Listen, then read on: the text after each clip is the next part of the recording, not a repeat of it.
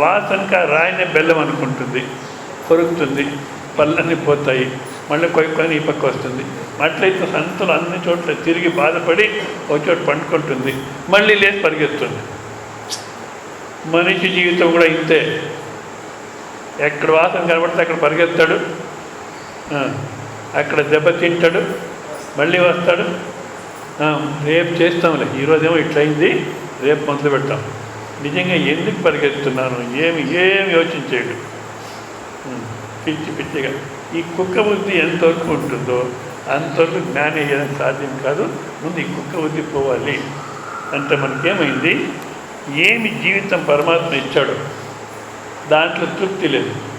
ఎక్కడి నుంచి ఇప్పుడు కాలంలో అయితే ఇది ఇంకా ఎక్కువైపోతుంది. శరీరం నుంచి ప్రారంభం చేసుకొని ఈ శరీరం పరమాత్మ ఏ శరీరం ఇచ్చాడో దాంట్లో మనకు తృప్తి లేదు. ఈ రాయచూరులోనూ ఉంటుంది అటువంటివన్నీ, ఎక్కడ పోయినా ఉంటాయి. ఏదో బ్యూటీ పార్లర్ అట, మగవాళ్ళు పోతారు, ఆడవాళ్ళు పోతారు, దాంట్లో పోయి ఆ శరీరాన్ని మార్చుకుంటారు. నేను ఆ బ్యూటీ పార్లర్ పరిచయం ఉంటే వాళ్ళకి చెప్తుంటాను, బ్రహ్మదేవుడికి మీకు బుద్ధి ఎక్కువ, ఎందుకంటే ఈ సృష్టి సరిలేదని మార్చేస్తున్నారు. శరీరం ఒప్పుకోము, ఏది ఒప్పుకోము, ఉన్న జీవన పరిస్థితి ఏది ఒప్పుకోకుండా కోరికలు పెంచుకుంటూ ఉంటాం అన్నా. ఫస్ట్ అది కోరికలు పెంచుకుంటూ ఉంటాం, ఆ కోరికల కోసం పరిగెడుతూ ఉంటాం. ముందు అది మానుకోవాలి కోరికలు. నిజంగా మనకి ఏం అవసరం ఉందో, పరమాత్మ ఏమి ఇచ్చాడో దాంట్లోనే తృప్తిగా ఉండాలి. ముసల్మాన్ అంటారు, వాళ్ళ సంప్రదాయం ఉంది కదా, ముస్లిమ్స్. ఎవడు ముసల్మాను గడ్డం పెట్టుకొని నచ్చేవాడు ముసల్మాన్ కాదు. ఎవడైతే తన జీవితాన్ని, అల్లా ఇచ్చిన జీవితం నాకు తృప్తిగా ఉందని తన జీవన పరిస్థితి సంపూర్ణంగా ఒప్పుకుంటాడో వాడు ముసల్మాన్. మనం కూడా అట్లే ఒప్పుకోవాలి. పరమాత్మ నువ్వు ఇచ్చింది చాలు, ఇది మనకు రావడం లేదు. ఎందుకంటే అనేక విధాలుగా కోరిక పెంచుకుంటూ ఉంటాం. దాంట్లో ఒకటి, వేరే వాళ్ళని చూసి మనకు కోరికలు వస్తుంటాయి. వేరే వాళ్ళని చూసి కోరిక పెంచుకుంటూ ఉంటాం. నాకు నిజంగా ఫోర్ వీలర్ అవసరం లేదు, కార్ అవసరం లేదు, అయినా ఏం చేస్తాను, మా అన్న కొన్నాడంటే నాకు ఇంకా నిద్ర రాదు, అన్నం పోదు లోపల, నేను కూడా ఒకటి కొనాలి. సరే కొన్నాడు, తమ్ముడు కొన్నాడు. కొంటే అన్న ఏం చేసినాడు, నేను ఏ కారు కొన్నానో వాడు కూడా అటువంటిదే కొన్నాడంటే ఇంకా నేను అన్న అంటే ఏమో విలువ ఉంది. వాడు కారు మార్చినాడు, కంటాసా కారు కొన్నాడు. ఇప్పుడు వీళ్ళది సెకండ్ హ్యాండ్ అయిపోయింది, విలువ లేదు సమాజంలో. అంతేకాదు, వాళ్ళు ఆనందంగా ఉన్నారు, వాళ్ళ మాత్రం మనము కూడా ఉంటే ఆనందంగా ఉంటాము అని ఇట్లా కోరికలు పెంచుకొని పోతుంటాం. ఒక్కసారి వివేకం చేస్తే నాకు ఎట్లా కావాలనో, ఎట్లా అనుకూలం ఉందో అంత మాత్రం నేను విన్నాను బస్ అంటే ఈ కుక్క బుద్ధి పోతుంది. ఇలా నజరుద్దీన్ ఫ్రెండ్తో మాట్లాడుతుంటాడు. ఫ్రెండ్ చెప్తున్నాడు, ఎట్లా జీవనం చేయాలో తెలియదు మా ఇంట్లో, మా మిస్సెస్ శ్రీమతి ఏదో ఒక మాట మాట్లాడితే ఆ మాట పట్టుకొని ఆ రోజంతా నా ప్రాణం తినేస్తుంది, ఎట్లా జీవనం చేయాలో తెలీదు అని ఫ్రెండ్ చెప్తుంటే, కొంచెం ఉండు, నువ్వు మాట్లాడితే ఆ మాట పట్టుకొని నీ ప్రాణం తింటుంది, అవునా? అవునవును. నువ్వు మాట్లాడకుండా ఉంటే ఆ రోజు ఏం గొడవ ఉండదు, నీ పుణ్యం, హాయిగా ఉండిపో, మాట్లాడుకో, ఇంకేం గొడవ ఉండదు. మా ఇంట్లో అట్లా కాదు, మాట్లాడితే ఏదైనా ఒకటి పట్టుకొని ప్రాణం తింటుంది. మాట్లాడుకుంటే ఊరికే కూర్చుంటే పెళ్లి చేసుకుని ఎందుకు, దయ్యం మాదిరి కూర్చునేదానికి మాట్లాడి ఉంటుంది, మాట్లాడితే మళ్ళీ కలుగుతుంది. ఇప్పుడు ఫ్రెండ్ని చూసి వీడు బాగున్నాడు అనుకుంటూ, ఒకరిని చూసి ఒకరు బాగున్నాం అనుకుంటాం. నిజంగా ఇది కంపారిజన్ బీట్స్ సారో, ఇది ముందు తీసేసుకోవాలి. మనం ఏ విధంగా మనకి ఎంత మాత్రం అనుకూలమో, ఏది అవసరమో అంతలో ఉందాం. వేరే వాళ్ళని చూసి కోరికలు పెంచుకోకూడదు. మనకు అనిపిస్తుంది వాళ్ళు హాయిగా ఉన్నారని. ఎందుకంటే ఆడవాళ్ళు కానీ మగవాళ్ళు, చాలా మోసం సమాజం. ఆడవాళ్ళు కానీ మగవాళ్ళు కానీ బయటకు రావాలంటే నీట్గా మేకప్ అయి వస్తారు, అది బ్యూటీ పార్లర్కి పోయి వస్తారు. వాళ్ళని చూసి అబ్బా ఎంత హాయిగా ఉన్నారో, మా ఇంట్లోనే వచ్చింది గొడవ, చూడు ఎంత హాయిగా ఉన్నారో అనిపిస్తుంది. ఆ హాయి ఏం కనబడుతుందో మళ్ళీ మనం మాట్లాడితే బాగున్నారంటే బాగున్నాం అంటారు. నిజంగా బాగున్నాము అని చెప్పేది నిజంగా బాగున్నారా, లేకపోతే ఎదుటి వాడికి మోసం చేస్తున్నామా? నేను బాగున్నాను అని చెప్పినప్పుడు నిజంగా బాగున్నామా, లేదా ఎదుటి వాళ్ళకి మోసం చేస్తున్నామా? ఆ మాటతో అంటే నిజంగా మోసం చేస్తున్నాం. ఎందుకు? లోపల బాగున్నాను అని చెప్పినప్పుడు మనసు ఎట్లా ఉందంటే, ತುಂಬಿಹವು ತಲೆಯೊಳಗೆ ನೂರಾರು ಹಕ್ಕಿಗಳು, ಗಿಳಿ, ಗೂಗೆ, ಕಾಗೆ, ಕೋಗಿಲೆ, ನವಿಲು, ಹದ್ದು ಗೊರಗೊರನೆ ಗಿರಿಗೊರನ ಕಿರಿಚಿ ಕೂಗುತ್ತಿರಲು నిద్దెగಡೆಯಲ್ಲಿ మంకుతిమ్మ. బాగున్నాను అని చెప్పినప్పుడు లోపల అనేక విధమైన సమస్యలు ఉన్నాయి అవునా? కానీ మనమేం చేస్తున్నాము, వాళ్ళు అట్లున్నారు, నేను అట్లుంటే హాయి, ఇట్లుంటే హాయి అనుకుంటున్నాం. దీనికి ఒక చిన్న కథ చెప్తుంటారు, మనకు అర్థం ఏదనుకోసం. కాక అనుకుంటుందట, కాక హంసపక్షిని చూస్తుంది, ఎంత తెల్లగా ఉంది, నేను కూడా ఇట్లా ఉండింటే బాగుండేది కదా అని ఆ కాక పోయి హంసపక్షితో చెప్తుందట, నువ్వెంత తెల్లగా ఎంత బాగున్నావు, నేను కూడా అట్లా ఉండింటే బాగుండేది, నన్ను చూస్తే అందరూ అసహించుకుంటారు అని. ఆ హంసపక్షి చెప్తుంది, అయ్యో ఇది కూడా లాభం లేదు, నా జీవితం ఏది ఊరికే తెల్లగా నన్ను నీళ్ళలోనే ఉండాలి, నీ మా దగ్గర పోయేదానికి కాదు, అట్లంత ఏం లేదు, ఇది లాభం లేదు, చిలక మాదిరి ఉంటే బాగుంటుంది, ఆ చిలక జీవితమే జీవితము. చూడు ఇది పచ్చ కలర్లో ఉంది, గ్రీన్ కలర్లో ఉంది, మూతి రెడ్, ఎరుపు, ఎంత బాగుంది, జనాలంతా దాన్ని ఇంట్లో పెట్టుకొని ఎంత ప్రేమతో చూసుకుంటారు, నిన్నేమో చూసుకుంటే అన్నేమో చూసుకుంటారు. చిలక మాదిరి ఉంటే అది జీవితం, ఇది కాదు అని చిలక దగ్గర. సరే, కాక ఏం చేసి చిలక దగ్గర పోయిందట. చిలక దగ్గర పోతే అదంటుంది, అయ్యా నేను ఎంత బాగా చూసుకుంటావు, అంతే కదా, వాళ్ళ మాట కూడా నేర్చుకుంటున్నావు నువ్వు, నాకు అటువంటి కలర్ లేదు, అంత రంగు లేదు, ఆ మాట నేర్చుకునేదానికి కాదు, నీలాగా ఉంటే అయ్యయ్య నా జీవితం లాభం లేదు, ఎప్పుడు ఈ పంజంలో వేసి పెట్టింటారు, అంతేకాదు రెండు రంగులే నాకు ఉండేది, నమిలి మాదిరి ఉంటే బాగుంటుంది, నమిలి జీవితమే జీవితము అంటుంది. కాక ఏం చేస్తుంది, అయితే నమిలి దగ్గర పోదాం, నమిలి దగ్గర పోతుందట. నమిలి చూస్తే అనేక రంగులు ఉన్నాయి, చాలా అందంగా కనబడుతూ ఉంది. కాక ఏం అదృష్టం అనేది అంటే ఆ నమిలి చెప్తుందట, ఏం అదృష్టము పాడు, నన్ను ఎప్పుడు జూలో పెట్టింటారు, నిన్నైతే ఎవరు జూలో పెట్టరు, కాకని ఎవరు జూలో పెడతారు, ఎవరు జూలో పెట్టరు, హాయిగా తిరుక్కొని ఉండొచ్చు నువ్వు, నన్ను తీసుకుని ఇక్కడ పెట్టినారు, అంతేకాదు దానికి ఇంకా చెప్తుంటారు, జూలో పెడితే జతకు ఒక ఆడ నమిలి కూడా జతలో పెట్టింటారట. ఆ ఆడ నమిలి ఎట్లా ఉంటుందంటే కేర్ చేయదంట ఈ మగ నమిలిని, ఎందుకంటే నేను ఉండేది ఒకతే, ఎక్కడ పోతాడు నన్ను వదిలేసి, అడవిలో అయితే ఎక్కడ పోవచ్చు, అనేక మంది ఉంటారట. ఇట్లా ఉంది నా జీవితము, లాభం లేదు, నీలాగా ఉంటేనే బెస్ట్ అంటుంది. నిజంగా ఎవరిలాగున్నా బెస్ట్ కాదు, ఎట్లున్నావు అదే బెస్ట్.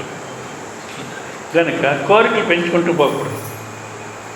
వాళ్ళు ఎట్లున్నారు, మనం ఇట్లున్నది, వాళ్ళు కారు కొనాలి, మనం కారు కొనాలి, వాళ్ళ అమ్మాయి ఇంజనీర్ చేసింది, మా అమ్మాయి ఇంజనీర్ చేయాలి. మీ అమ్మాయికి ఏ తెలివి ఉంది, దేంట్లో ఆప్టిట్యూడ్ అంటారు, దేంట్లో ఆమెకు ఆసక్తి ఉంది, అది చూడు.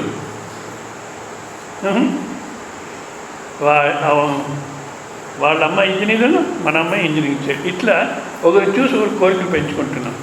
ఇది ముందు తీసేయాలి. తర్వాత మళ్ళీ జనాలు ఊరుకుంటారు, తల చెడగొట్టేస్తారు. ఎవరో ఒక రిటైర్డ్ హెడ్ మాస్టరు ఒక ఇల్లు కట్టినాడు, 3 బెడ్రూమ్ హౌస్. తనకి ఎట్లా కావాలో అట్లా కట్టుకున్నాడు, తనకి ఎంతవరకు అవసరమో అట్లా కట్టుకున్నాడు, ఎంతవరకు సాధ్యమో అట్లా కట్టుకున్నాడు. ఊరికి ఉండిపోతే అవుతుంది కదా, లేదు, గృహప్రవేశానికి బంధువులంతా పిలిచినారు. నా అభిప్రాయంలో ఈ గృహప్రవేశానికి బంధువులంతా పిలిచేదాని కింద పురోహితుడు, ఎవరైనా గురువు ఉంటే గురు, తర్వాత గోమాత, ఆవు, వీళ్ళంతా ఆ ముహూర్తంలో ప్రవేశం అయిపోతే చాలు. వీళ్ళంతా పిలిచి వీళ్ళు ఊరుకుంటారు. ఈ బంధువులు వచ్చినారు, అందరూ వచ్చినారు, బాగా కట్టినారు, ఇల్లు బాగా కట్టినారు, కానీ ఒక్క రూమ్లో ఉన్న వార్డ్రోబ్ లేదే. ఒక్క రూమ్లోన వార్డ్రోబ్ లేదే అన్నారు. వచ్చిన వాళ్ళంతా అదే చెప్తున్నారు. ఇల్లు చూసి వచ్చిన వాళ్ళంతా అదే చెప్తున్నారు. ఒక్క నెల అది విని విని విని ఆ భార్యకు వదిలైంది. వార్డ్రోబ్ చేస్తే బాగుంటుందని వచ్చిన వాళ్ళంతా అదే చెప్తున్నారు. ఒక వార్డ్రోబ్ చేస్తే బాగుంటుందని పిల్లలు మొదలుపెట్టినారు. ఇంకా ఆయన ఏం చేస్తాడు పాపం, సర్లే చేస్తామన్నాడు. ఒక వార్డ్రోబ్ చేస్తే 85,000 అయిందట. ఇప్పుడైతే ఇంకెంత అవుతుందో, 85,000 అయింది. ఇప్పుడు జనాలు వచ్చి బాగుంది బాగుంది అంటున్నారు. కానీ ఆయన బ్యాంక్ అకౌంట్ ఖాళీ అయ్యింది, జేబు ఖాళీ అయింది. జనాలు బాగుంది బాగుంది అంటారు. అంతకే నిలబడదు అది. మళ్ళీ వస్తారు జనాలు. వార్డ్రోబ్ చేసినారు, దాంట్లో ఖాళీగా పెట్టుకున్నారే, దాని నిండా ఏమైనా పెడితే కదా బాగుండేది. మళ్ళీ అప్ చేసి పెట్టాలి. ఈ జనాల మాటలు విని కోరికలు పెంచుకుంటున్నాం. జనాలు చూసి కోరికలు పెంచుకుంటున్నాం.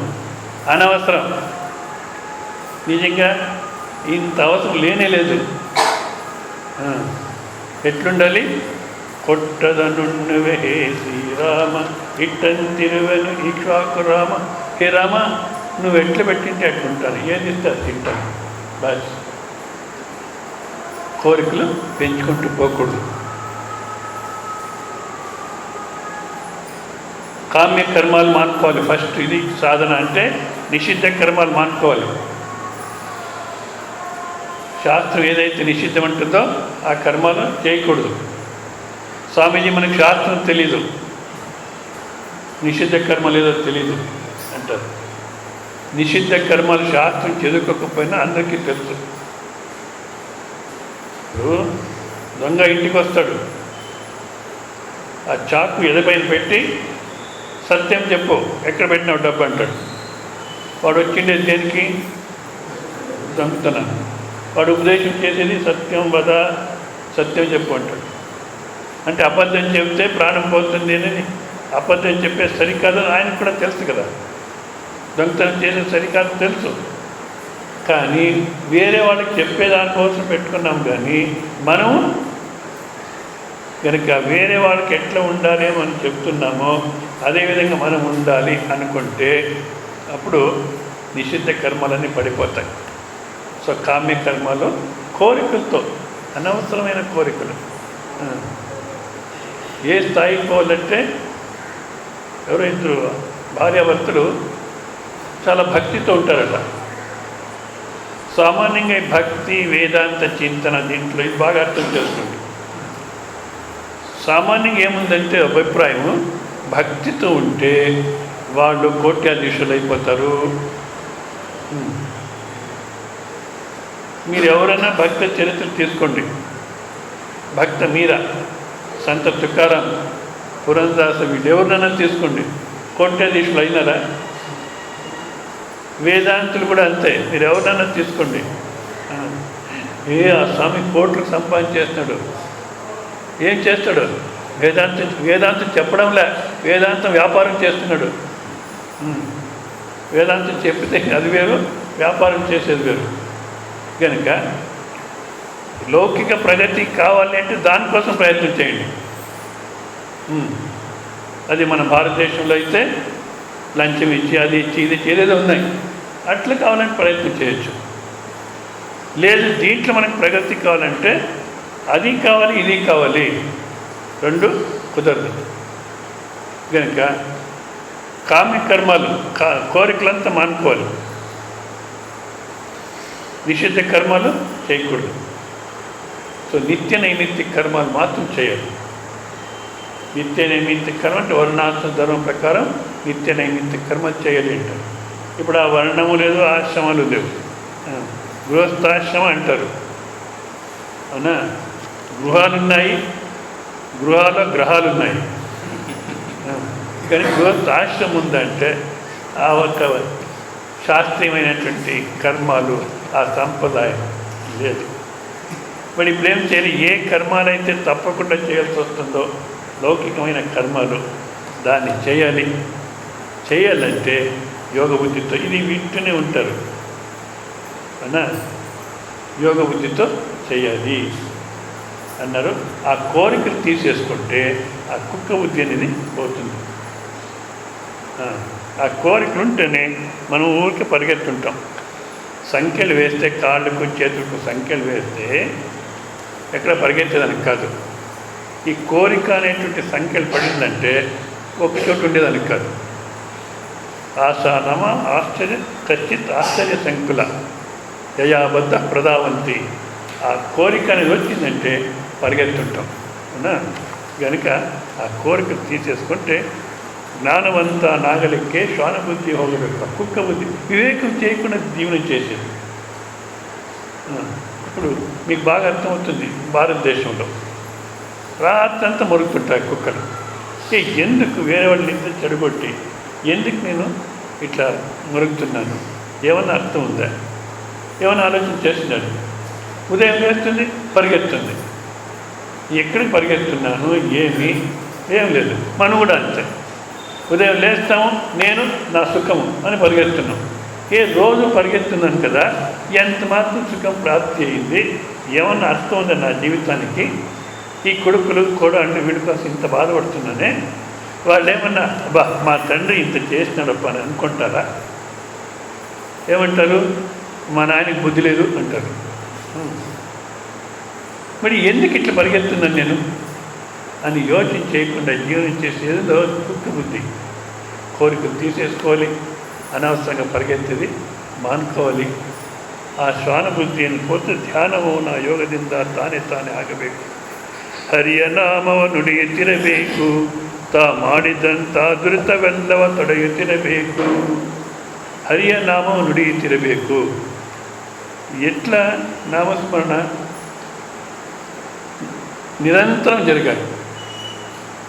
నిరంతరం అంటే ఫస్ట్ ఉపనిషత్తులో భగవద్గీతలో ఏ ఉపాసన చెప్పినారో విశ్వరూప ఉపాసన ఇట్లాంటివన్నీ మనకి అర్థమయ్యేది కష్టం, చేసేది కష్టం. సులభంగా ఉండేది కలవు కల్మషితానాం పాపద్రవ్యోపజీవినాం విధిక్రియ విహీనానాం హరే నామయోగ్యం. కలవు కల్మషితానం. ఈ కలియుగంలో మన అంతఃకరణం చాలా కల్మషం. ఎందుకంటే మార్కెట్లో కొత్తగా వస్తుంటాయి, కొత్తగా వస్తుంటాయి ఏదో వస్తువులు. ఒకరి చేతిలో మనం చూసినామంటే అంతవరకు నాకు అవసరం లేదు. అది ఒకరి చేతిలో చూసినామంటే నాకు కూడా కోరిక వస్తుంది. సరే, మళ్ళీ దానికోసం ప్రయత్నం చేస్తాం. డబ్బు లేకపోతే అప్పు చేస్తాం, వడ్డీ కట్టు. ఇట్లా మన మనసు అనేక వ్యవహారంలో కల్మషం అయిపోతాం. పాపద్రవ్యోపజీవినాం. ప్రతి ఒక్కరు పాపద్రవ్యంతోనే జీవనం చేస్తారు. ఇట్లెక్కడో చెప్పినాను నేను. ఆయన ఎవరో కోపడినాడు. ఏం పాపద్రవ్యం? నేను ఆఫీసుకి పోతాను, వాళ్ళు ఇచ్చిన జీతం తీసుకుంటాను, దీంట్లో ఏం పాపం? ఇంకోసారి బాగా ఆలోచించి నువ్వు చెప్పిన మాటలే చాలు, నేనేం చెప్పాల్సిన అవసరం లేదు. ఆఫీసుకి పోతున్నాను, వాళ్ళు ఇచ్చిన జీతం తీసుకుంటాను అన్నావు, పని చేస్తానన్నావా? పని చేయకుండా తీసుకుంటే పాపద్రవ్యం అవునా కదా?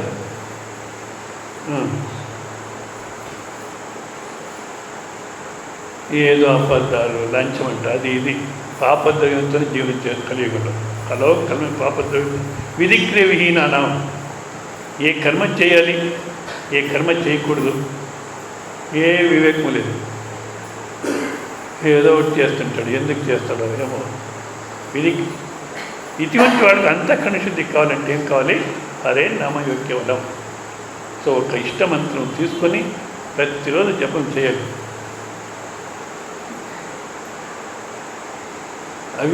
సమస్య అవిద్య అంటారు అవునా? దానికి పరిహారం విద్య అంటారు. ముక్తిಗೆ సాధన ಬೇಕಿಲ್ಲ జ్ఞాన సాకల్ల. సచ్చిదానంద సరస్వతి అంటారు, ముక్తికి జ్ఞానమే చాలు, ఏ సాధన అవసరం లేదంటారు. ఇది చాలామంది జ్ఞాపకం పెట్టుకున్నారు. ఏది ముక్తిಗೆ సాధన ಬೇಕಿಲ್ಲ జ్ఞాన సాకల్ల, ఇది జ్ఞాపకం పెట్టుకున్నారు. కానీ ఆయన రాసింది ఇంకొక ఉంది. జ్ఞానವೆಂಬುದು ಬರಿಯ ಮಾತಲ್ಲ ಕೇಳಿರಿ ಸೊಲ್ಲ జ్ఞానವೆಂಬುದು. అవునా? అది రాసినాడా? చూడలేదు కాదు, దాని జోలికి పోలేదు నువ్వు. అంతఃకరణ శుద్ధి ఎవరికైతే ఉందో, ఎవరికైతే పరమాత్మ నువ్వే కావాలి, అనేది ఉందో అటువంటి వాళ్ళకే ప్రాప్తి అవుతుంది. కానీ ఎప్పుడైతే ఈ లౌకికంలోనే మనకి లౌకిక ప్రగతి కావాలి, దానికోసం అధ్యాత్మ సహాయం కావాలి, సాధన కావాలి. నీ సమస్త వ్యవహారాన్ని పరమాత్మ వైపు తిప్పు అంటే పరమాత్మాన్ని మనం వ్యవహారానికి లాగుతున్నాం. రా, నీకు బుద్ధి లేదు, నా జీవితాన్ని ఇట్లా పెట్టినావు కనుక ఇట్లా తయారు చేయి అని పరమాత్మకే చెప్తున్నాం.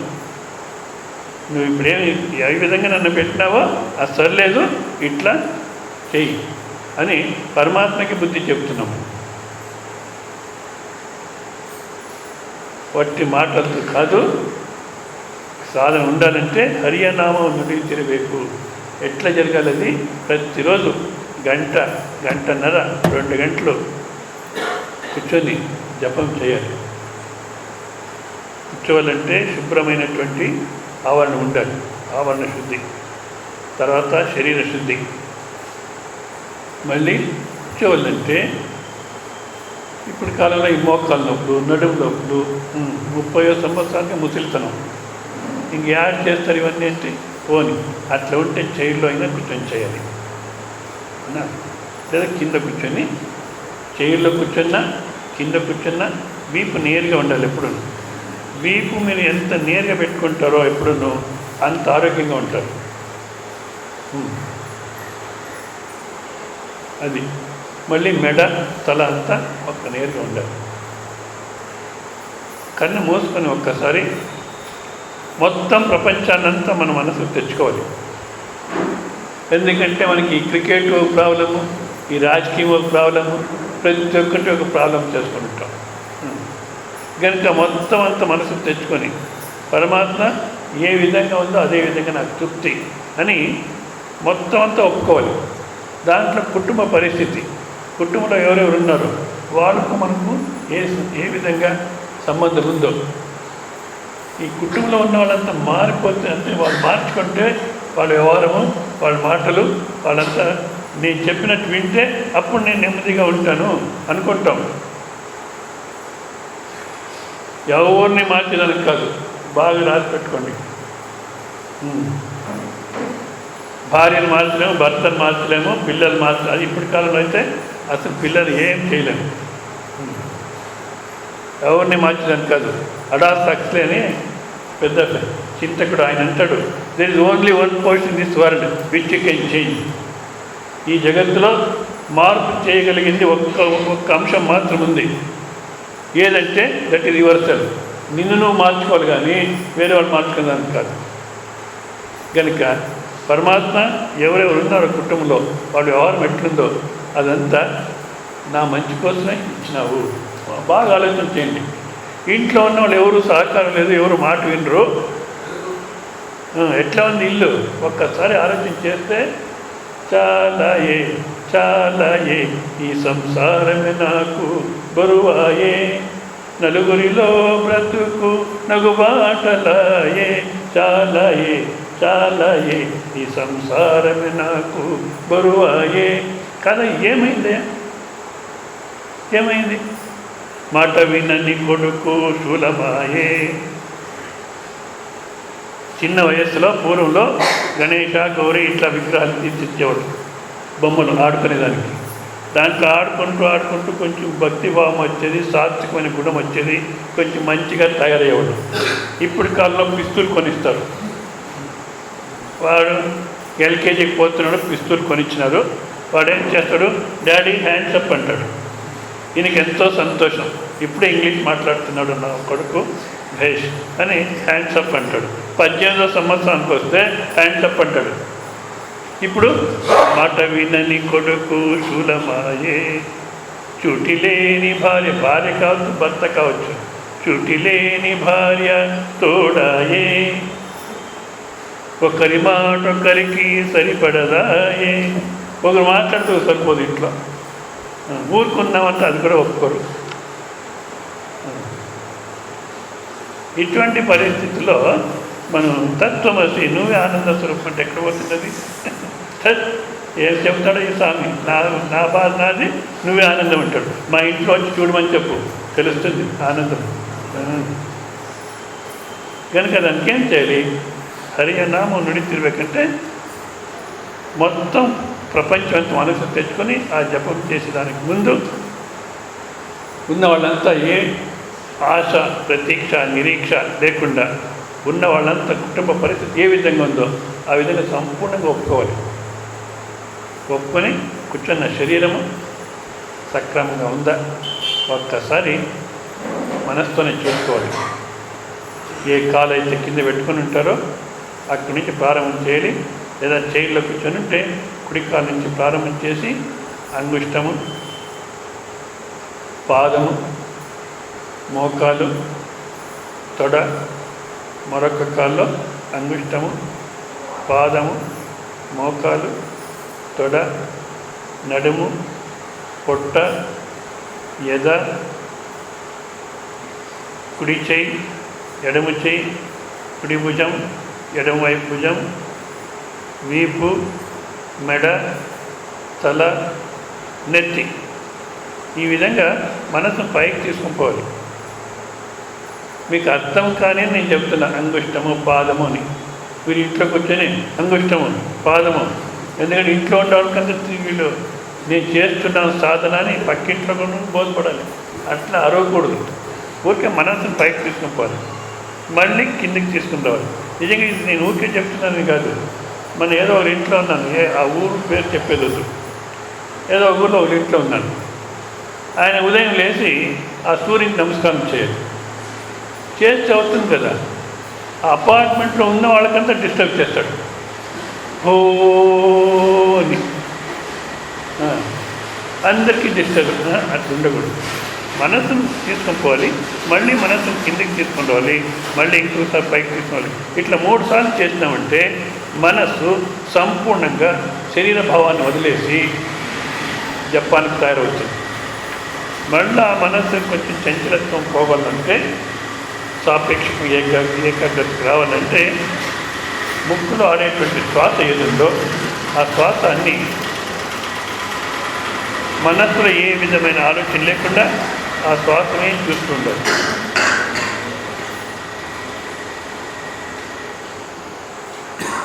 గాలి లోపల పోయి బయట వచ్చేది స్పష్టంగా కనబడుతున్నాను.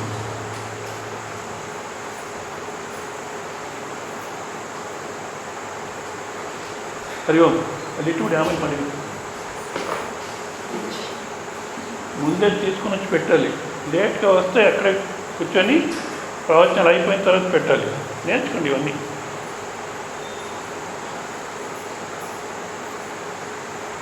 సరే, ఆ ఊపిరి ఆడేది శ్వాస చూస్తుంటే గాలి లోపలికి పోయి బయట వచ్చేది స్పష్టంగా మనకు బోధపడుతుంది.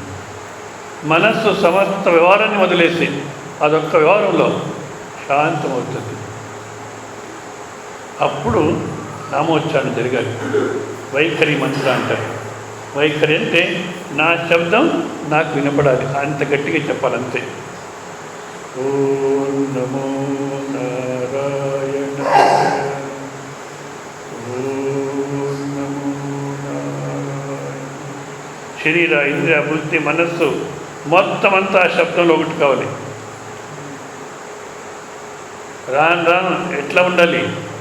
జపం చేస్తున్నాను అనేటువంటి కర్తృత్వం ఓడిపోవాలి. జపం తనకు తాను ఆగిపోవాలి. హాయిగా ఉండిపోతాం. మళ్ళీ అక్కడి నుంచి బయటికి చేస్తే అర్థమవుతుంది. ఎంత చెప్పినా ఏం చేయరు. మళ్ళీ అక్కడి నుంచి నిజంగా బయటికి లేచి రావాలంటే మనసు రాదు. ఇంత హాయిగా ఉంది, లేచి ఊరికి ఎందుకు గొడవలు అనిపిస్తుంది.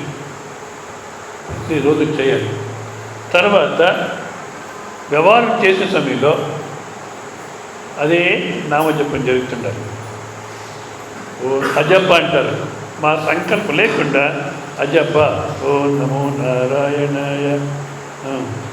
ఇది ఎట్లా జరగాలంటే భక్త కబీర్కి ఎవరు అన్నారట కాశీలో, నువ్వేమయ్యా భక్త కబీర్ అని పేరు పెట్టుకున్నావు? ఆయనేం పెట్టుకోలే, జనాలే అట్లా మొదలుపెట్టినారు భక్త కబీర్ అని. ఎవరు అన్నారు నువ్వు భక్త కబీరు? మహారాష్ట్ర సక్కుబాయిని పోయి చూడు, ఆమె భక్తి అంటే ఆమెది, నీదేం భక్తి అన్నారు. ఆయన కోపం చేసుకోలే, అహంకారం పడలే, పోయి చూస్తాము ఆమె దగ్గర ఏదైనా ఉన్నతంగా ఉంటే నేర్చుకుందాం అని పోయినాడు. అక్కడ పోతే ఆమె ఇంట్లో లేదు. ఎక్కడ పోయింది ఆమె అంటే పిడికిలు అమ్ముకునేదానికి బజారుకు పోయింది అన్నారు. అక్కడికే పోయినాడు. అక్కడ చూస్తే చాలా కురుక్షేత్రం జరుగుతోంది, ఎవరితోనో కొట్లాడుతోంది. నా పిడికిలను నేను తీసేసుకున్నావు, ఇస్తే సరే, లేకపోతే నీ కొట్టేస్తాను, అట్లట్టని గలట్ చేస్తాను. కబీర్ చూస్తున్నాడు, పిడికల కోసం పేడ కోసం ఇంత కొట్లాడుతుంది, ఈమె ఏం భక్తి అప్ప అనుకున్నాడు. ఏమోలే మాట్లాడిస్తాము, ఆమె చూసానికి వచ్చాను నేను అని. అమ్మ మీ దర్శనానికి వచ్చానంటే అదేనా తర్వాత చూస్తామో, నా పిడికలన్నీ తీసుకునేసింది ఈమె, నా పిడికలని నాకు ఇచ్చేసామని చెప్పు, వేరు చేసి ఇచ్చేసేయి అంటుంది. పిడికలంటే మీకు అర్థమవుతుంది కదా. ఆ పిడికల్లో నీదేదో వాళ్ళదేదో నేను ఎట్లమ్మ కనిపెట్టేది అంటే, పిడిక తీసుకొని చెవి దగ్గర పెట్టుకో, విట్టల విట్టల విట్టల విట్టల అంటుంది. అట్లా శబ్దం వస్తే నేను తట్టింది, శబ్దం రాకుండా పోతే ఆమెది. అర్థమైందా? అంటే పిడిక తట్టే దాంట్లో కూడా ఆమెకేం పెద్ద కోట్యాధీశ్వరుడు కాదు ఆమె. ఆ పిడిక తట్టును అమ్ముకొని జీవనం చేయాలి. అట్లా దాంట్లోనూ ఆ విట్టల విట్టల విట్టల అనేటువంటి స్మరణ పోలే. కబీరు ఆశ్చర్యమైంది. ఎందుకంటే కబీరు ఇది కమ్మలు నేసే సమయంలో రామ్ రామ్ రామ్ అని కమ్మలు నేస్తుంటాడు. మార్కెట్కి పోయి అమ్మాలంటే హే రామ్ ఆజావ్ లేలో అంటే జనాల్ని హే రామ రా కొను నీకోసం చేస్తానని పిలుస్తుంటాడు. అయినా ఆయన కమ్మల్లో రామ్ రామ్ అనేది రాదు. ఈమె పిడికల్లోనూ విట్టల విట్టల అంటుందంటే నిజంగా ఈమె భక్తురాలు, నేను కాదు అనుకొని చేయి దగ్గర పెట్టుకున్నాడు. విట్టల విట్టల అంటుంది. ఆశ్చర్యం పక్కన పెట్టినాడు. అట్లా ప్రతి ఒక్కటి పరీక్ష చేసి విట్టల విట్టల అనేదంటే ఒక చోట పెట్టి మనం లేని దాన్ని పక్కన పెట్టేసి అమ్మ ఇది నీది తీసుకొని అన్నాడు. నిజంగా అట్లా పిడికల్లో శబ్దం వచ్చిందా లేదా? ఎందుకంటే ఇప్పుడు కాలంలో సాధ్యం, అది ఎప్పుడు సాధ్యం? ఉన్మనీ భావ, ధ్యాతృ ధ్యాన ధ్యేయ, ధ్యానం చేసేవాడు నేను, ధ్యేయ వస్తు ఆ ధ్యాన క్రియ, ఈ త్రిపుటి ఎప్పుడైతే పడిపోయి కేవలం ధ్యేయ వస్తువును మిగులుతుందో అప్పుడు ఇట్లాంటి జరిగేది సాధ్యం.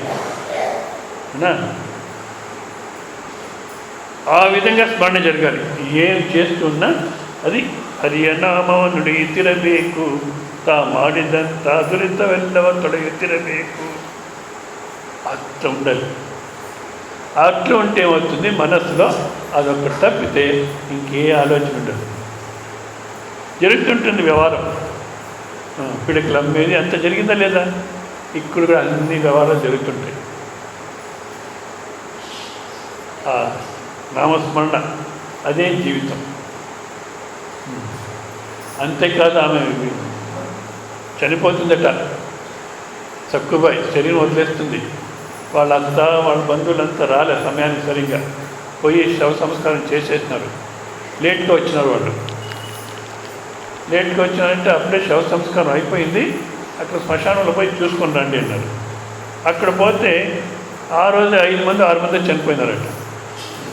సో అంత 5 మంది 6 మంది శవాలు అగ్గిపెట్టినారు, అవి కాలిపోతున్నాయి. దీంట్లో సక్కుబాయి ఏది ఎట్లా కనుక్కొనేది? మళ్ళీ తిరిగి వచ్చినారంటే వాళ్ళు, సక్కుబాయి ఏది దాంట్లో మనం ఎట్లా కనుక్కొనేది, రాండి చూపెట్టండి అంటే, అదే మేము రావాల్సిన అవసరం లేదు, మీరు పోయి చూడండి. దాంట్లో ఏ ఒక్క దీంట్లో ఆ శవం కాలే దాంట్లో విట్టల విట్టల విట్టల అనే శబ్దం వస్తుందో అది సక్కుబాయిది. అట్లా మనం మంత్రమయం అయిపోవాలి. దీనికి ఏమంటారు? రమణ మహర్షి చేసినాడా? జిడ్డు కృష్ణమూర్తి చేస్తాను నీ తలకాయ. రమణ మహర్షి ఇల్లు వదిలేసి పోవాలంటే ఫీజు, వాళ్ళన్న ఫీజు కట్టేదానికి డబ్బు పెట్టింటారు. ఇల్లు వదిలేసిపోవాలి, నేను సన్యాసిని పోవాలి అనుకుంటాడు. ఇల్లు వదిలేసి సాధన చేసుకోవాలి అనుకుంటాడు. ఆ తిరువన్నామలైకి ఎంత కావాలనో అంత ఛార్జింగ్ మాత్రం తీసుకుంటాడు. కానీ ఎటు పోతున్నాను, పరిస్థితి ఎట్టుంటుందేమో, అదంతా తీసుకొని పోదాం, తీసుకొని పోలే. నువ్వు రమణ వచ్చి పెళ్లి చేసుకున్నాడా, పిల్లలు అయినారా, ఇల్లు కట్టినాడా? జిడ్డు కృష్ణమూర్తి. జిడ్డు కృష్ణమూర్తి దాంట్లో ఎందుకంటే వీళ్ళ మాటలంతా మనం తీసుకొని సాధన భాగం తీసేస్తాం. ఎంతవరకు నీ అంతఃకరణ తయారు కాదో సాధనతో. శంకరాచార్య కూడా ఏమంటాడు, సత్వశుద్ధి, జ్ఞానప్రాప్తి, సర్వకర్మ సన్యాస క్రమేణ. అంతఃకరణ శుద్ధి రాంది కర్మాణి చిత్తశుద్ధి అర్థం, ఏకాగ్రత ఉపాసన. సో ఈ ఏకాగ్రత కోసం ఈ హరియనామం ನುಡಿಯುತ್ತಿರಬೇಕು. ఇది సాధన జరిగితే తర్వాత తత్వానికి పోవచ్చు మనం. జిడ్డు కృష్ణమూర్తి దాంట్లో ఏమైంది, అన్ని బెసెంటు లెడ్ బీటర్, బలవంతంగా సాధన చేయిస్తారు. ఇదే సమయానికి లేయాలి, ఇదే ఆహారం తినాలని. ఆయన కొనాకి వీళ్ళది ఏదో అన్ని లోకానికి పిలుచుకుపోయి హిప్నాటిజం చేసి అన్ని లోకానికి పిలుచుకుని అక్కడ సాధన చేయిస్తారు. ఇదంతా చూసి ఆయన విసుకొచ్చేస్తుంది. అందుకే గురు శిష్య అంతా తిరిగి పడతాడు ఆయన. కానీ అట్లా బలవంతంగా సాధన చేసినాడు కనుక ఆయనలో ఉన్న రజోగుణం పోయింది, అంటే కుక్క బుద్ధి పోయింది. రజోగుణం ఉంటే కుక్క బుద్ధే, ఎందుకు కోరికలు వస్తూనే ఉంటాయి, పరిగెత్తుంటాం. రజోగుణం పోయింది, తమోగుణం పోయింది, సాత్వికైన గుణం ప్రాధాన్యమైంది. ఆయన జీవితంలో దాటుకున్నాడు. మన జీవితంలో కూడా రజోగుణం తమోగుణం పోవాలంటే హరియనామం ನುಡಿಯುತ್ತಿರಬೇಕು. దాంట్లో మనం మెకానికల్గా చేస్తాం, అంటే యాంత్రికంగా. యాంత్రికంగా అంటే నోట్తో చెప్పుకుంటూ విష్ణు సహస్రనామం చెప్పుకుంటుంటాం. కొన్ని రోజులు చెప్పుకుంటే మనసు కంఠస్థమైపోతుంది అవునా. అప్పుడు టీవీ చూస్తుంటారు, విష్ణు సహస్రనామం చెప్తుంటారు. టీవీలో వింటుంటారు, విష్ణు సహస్రనామం చెప్తుంటారు. ఆ సీరియల్ చూస్తుంటారు, ఇది చెప్పుకుంటూ ఉంటారు. ఇప్పుడు మనసు ఎక్కడుంది కనుక ఈ ఉపాసనలో, ఈ దైవ చింతనలో, ఈ సాకార రూప ఆరాధనలో మనసు ఏ విధంగా ఉండాలి అనేదాన్ని రేపు సాయంత్రం క్లాస్లో మనం తీసుకుందాం. జ్ఞాపకం పెట్టుకోండి. ఏం చెప్పినారు రేపు సాయంత్రం క్లాస్ సబ్జెక్టు? సాకార రూపంలో మనోభావన ఎట్లా ఉండాలి అనేదాన్ని రేపు సాయంత్రం మనం తీసుకుందాం. మళ్ళీ దీంట్లోనే ఈ యొక్క కీర్తనలో స్వామీజీ ఏ సాధన చెప్పినారో దాన్ని కొంచెం విచారం చేసుకొని పోదాం. ఓం పూర్ణమద పూర్ణమిదం పూర్ణాత్ పూర్ణముదచ్యతే పూర్ణస్య పూర్ణమాదాయ పూర్ణమేవావశిష్యతే. ఓం శాంతి శాంతి శాంతి. హరి ఓం. శ్రీ గురుభ్యో నమః. హరి ఓం. తర్వాత రేపు ఉదయం 7:30 నుంచి 8:30 వరకు సిద్ధాంత గురించి ప్రవచనం ఉంటుంది. ఆ 7:30కి ముందు ఎవరినో కొంచెం వాలంటీర్స్ తయారు కండి, సేవా కార్యానికి మనసు వేసుకోండి. ప్రవచనం ప్రారంభమయ్యేదానికి ముందు వచ్చి ఆ కార్పెట్స్ వేసి చైర్స్ వేసి అంతా చేయండి. స్వామిలో వచ్చి కూర్చొని తర్వాత అది తీసుకుందా ఇది తీసుకుందా ఎవరైనా కొంచెం వాలంటీర్స్ తయారు కండి. వాళ్ళు వచ్చేదానికి ముందు కార్పెట్స్ వేసి చైర్స్ వేసి శాంతంగా కూర్చోడానికి అవకాశం చేయండి. మీరు వచ్చి శాంతంగా కూర్చొని ఉంటే మనం కూర్చొని చెప్పవచ్చు. స్వామీజీ వచ్చిన తర్వాత ఆ కార్పెట్ తీసుకుంటారా అది తీసుకుంటారా, అదొద్దు అది పక్కన ఇంకోటి తీసుకుంటారు. ఇట్లా గలాట జరుగుతుంటే ఏంది ఉపనిషత్ క్లాసా ఏమన్నా? ఈరోజు ఉదయం అట్లే జరిగింది. ఎవరన్నా కొంతమంది మనం నువ్వు వాలంటీర్స్గా నువ్వు రా అంటే అది బలవంతం, అది సేవా కార్యం కాదు. స్వతహా రావాలి, స్వతహా మీకే రావాలి. అట్లా ఎవరైనా 4-5 ఉదయం ఎట్లా వ్యవస్థ చేయాలి అనే దాన్ని స్వాములు వచ్చేదానికి ముందు వ్యవస్థ చేసి హాయిగా కూర్చోడానికి ప్రయత్నం చేయండి. మళ్ళీ ప్రవచనాలు జరుగుతాయి. ఓం నరం ఆర్తి ఆర్తి అయిన తర్వాత ప్రసాద వినియోగం. ప్రసాదం ఏం కొడుతారప్ప బాలేండి? ప్రసాదం ఏం కొడతారు?